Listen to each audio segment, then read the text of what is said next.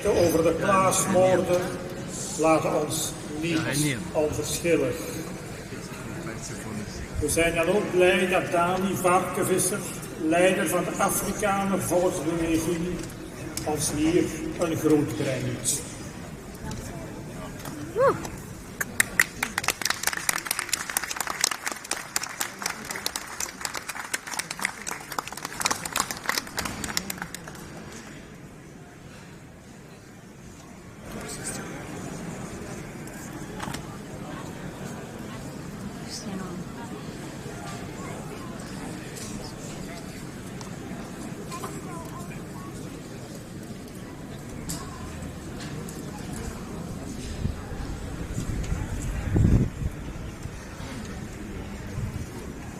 Ek wil begin deur vir u 'n kort verhaaltjie vertel van uit Suid-Afrika kom 'n man met die naam van Koos van der Merwe en hy besoek Vlaandere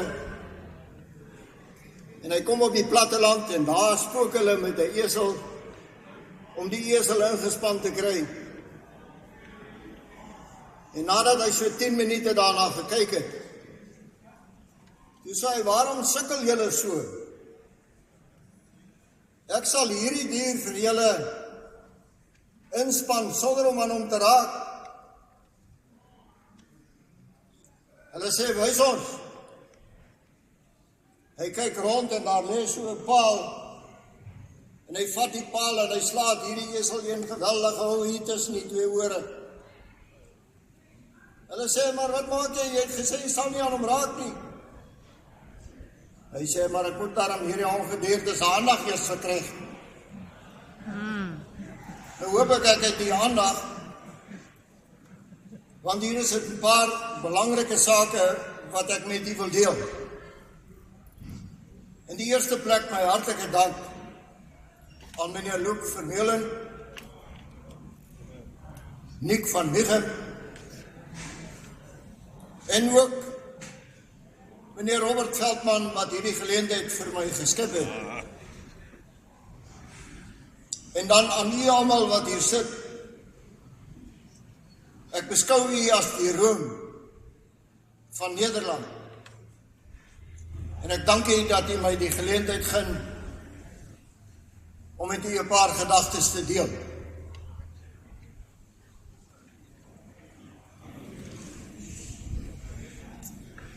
Die Afrikaner Volksparty in Suid-Afrika is die enigste politieke party wat oorgebly het, wat sonder om te skroom vandag nog sê, en dan praat ons van Suid-Afrika, hierdie land is ons land, terwyl meeste ander dit reeds prysgegee. Dit wat in Suid-Afrika gebeur, is amper onbeskryflik. Maar ek wil begin deur vir u te sê dat toe die Verenigde Hollandse Oos-Indiese Komparty vir Jan van Riebeeck gestuur het om 'n verversingspos te stig, het God dit goed gedink om te sê, nee, hier ontstaan 'n nuwe volk hier. En daardie volk, geagte vriende, het met bloed en sweet, maar ook met kundigheid vanuit Europa 'n beskaafde volk gestig. In Suid-Afrika uit die wildernis ontworstel tot 'n eerste wêreld beskaafde land.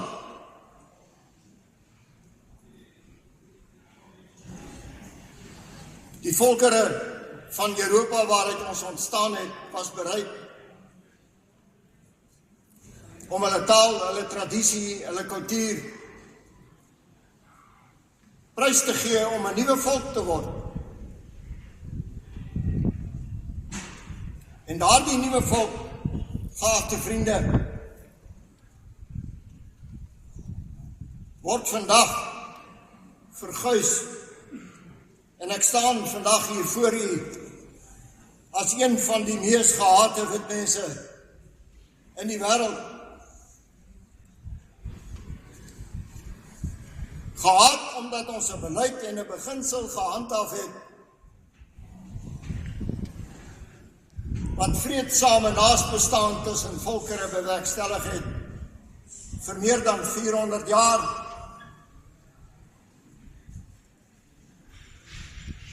Ons word vandag beskuldig dat ons 'n gruwelike en 'n ewele beleid ontwikkel het om ander te onderdruk. Maar meer nog, ons word beskuldig daarvan dat die land wat ons beset het, dat ons dit gesteel het. Geagte vriende, hierdie dag wat u vandag hier vier, wat in 1302 se Franse onderdrukking tot gevolg het, kan ons vergelyk met dit wat by ons gebeur het by Bloedrivier. En daarom is dit vir my 'n voorreg om met u te praat. Want u verteenwoordig nasionalisme. Ek sien dit daar op die vlag. En u weet, nasionalisme is waarskynlik die sterkste wapen teen al die ander ismes wat bestaan. Maar dit is ook die enigste isme van communisme, liberalisme, socialisme, watter ander isme u aan kan dink, veral die humanisme, is nasionalisme nie 'n ideologie nie. Nasionalisme is dit wat God van ons gemaak het. Dit neig nie om ons te verander nie. Dit neig nie om u lewenswyse te verander. Om een taal en een godsdiens en een wêreldregering daar te stel. Nasionalisme, geagte vriende, wanneer dit begin posvat, kan dit nie gestuit word. Dit is soos om die see met jou vingers te probeer terughou. Dis nie moontlik. Nasionalisme is die dryf van 'n volk. En 'n volk wat bereid is om vir nasionalisme te stry, is 'n volk wat sal voortbestaan.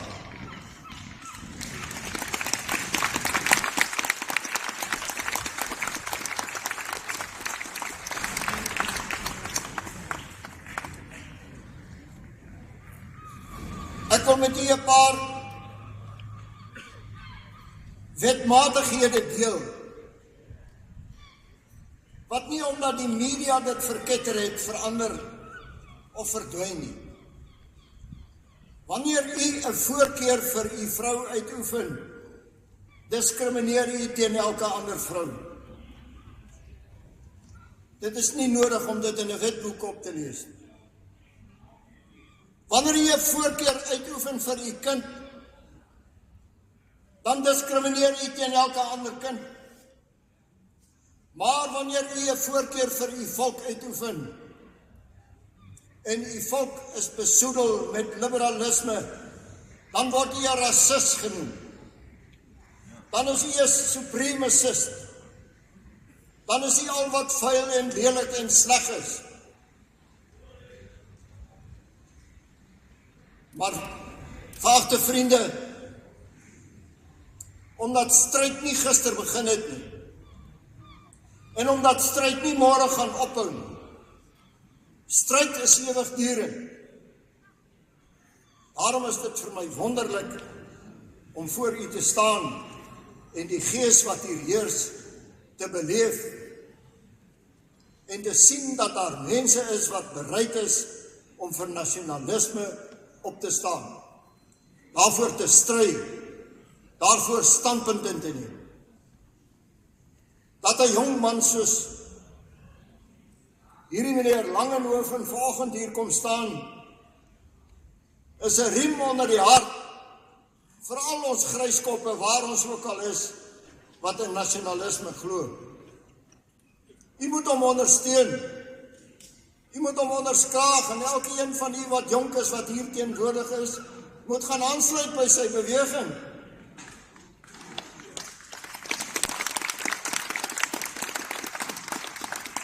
U weet, in die Afrikaner volk is daar 'n legendariese Langenhoven gewees. Nielsie het hulle hom genoem.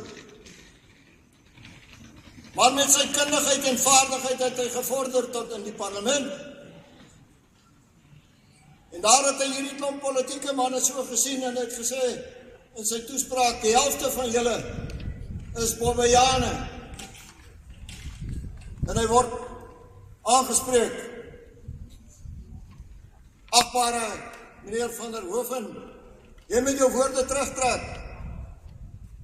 Hy sê, ek doen dit graag. Die helfte van die manne wat hier sit, is nie Bobbejane nie. Hy het ook iets anders gesê. Hy het gesê, as die kort pad die regte pad was, dan sou die groot pad daarlangs geloop het. In ons stryd om te bly voortbestaan in die vorm waarin God ons gegiet het, of dit 'n Afrikaner is, of dit 'n Vlaming is, of dit wie ook al is. Vir daardie voorreg moet u stry, moet u bereid wees om op te staan.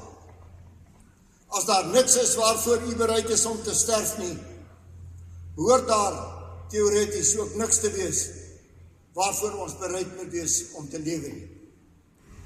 Ek dank u vir hierdie geleentheid vandag, maar ek wil tog vir u sê, ons jong mense, u moet asseblief,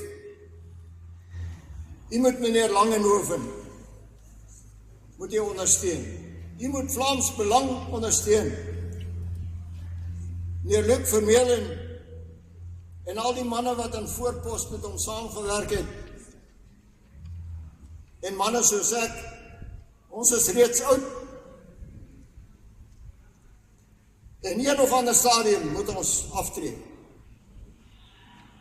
Maar daar moet iemand wees wat hierdie vaandel wat ons gedra het oor jare en gestry het vir dit wat reg was en wat geregtig was, daar moet iemand wees wat daardie fakkel sal neem en hom sal voortdra die toekoms in, sodat die kinders geleer kan word volgens die aard van die Vlaming, volgens sy behoefte en volgens alles wat Vlaams is, en nie verdring word.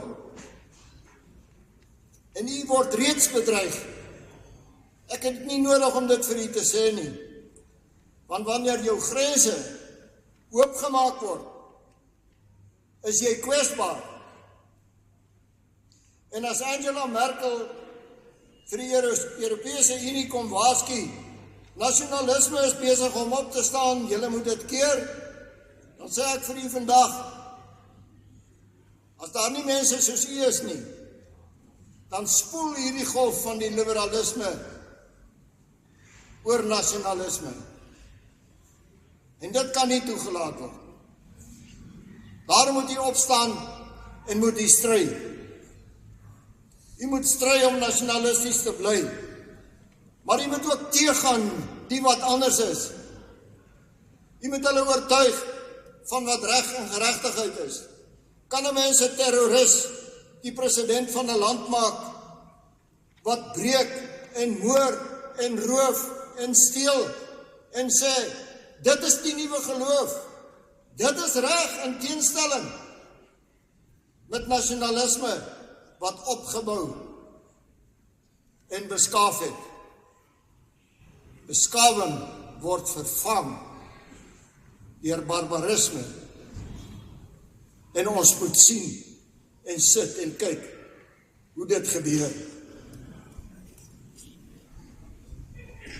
In die stryd om nasionalisme te bevorder, help hy ook die Afrikaner in Suid-Afrika, sonder om fisies by ons betrokke te raak. Ons leer uit die woord van God, moenie op prinse vertrou nie. En ek wil ook vir u sê, en vir die jong mense sê, moenie u geloof verloor nie. En moet veral nie die riglyne in die woord van God verloor nie.